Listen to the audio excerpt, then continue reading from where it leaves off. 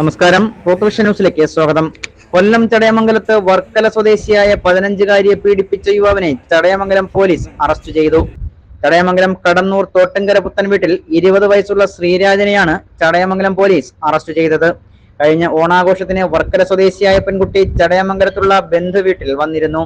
അവിടെ വെച്ച് പെൺകുട്ടിയുമായി പരിചയപ്പെട്ട യുവാവ് ഇഷ്ടമാണെന്ന് പറയുകയും വിവാഹ വാഗ്ദാനം നൽകുകയും ചെയ്തു. തുടർന്ന് ഫോൺ വഴി കൂടുതൽ സൗഹൃദം സ്ഥാപിക്കുകയും യുവാവിന്റെ ചടയമംഗലത്തുള്ള വീട്ടിലും കടന്നൂരിലുള്ള സുഹൃത്തിന്റെ വീട്ടിലും കൊണ്ടുപോയി പീഡിപ്പിക്കുകയായിരുന്നു. ഇക്കഴിഞ്ഞ ദിവസം യുവതി ചടയമംഗലത്തുള്ള ബന്ധു വീട്ടിൽ വരികയും അവിടെ വെച്ച് യുവാവ് പെൺകുട്ടിയെ സുഹൃത്തിന്റെ വീട്ടിലേക്ക് വിളിച്ചു വരുത്തുകയും ചെയ്തു.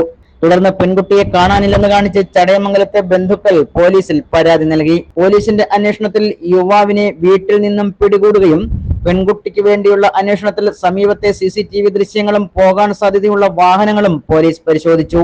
തുടർന്ന് പെൺകുട്ടി കടന്നൂര് തന്നെയുള്ള ഒരു കുന്നിന്റെ മുകൾ ഭാഗത്ത് നിൽക്കുന്നതായി പോലീസിന് വിവരം ലഭിച്ചു.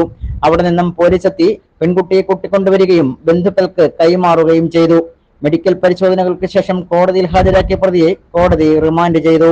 ന്യൂസ് ഡെസ്ക് പോത്തുവിഷൻ ന്യൂസ്.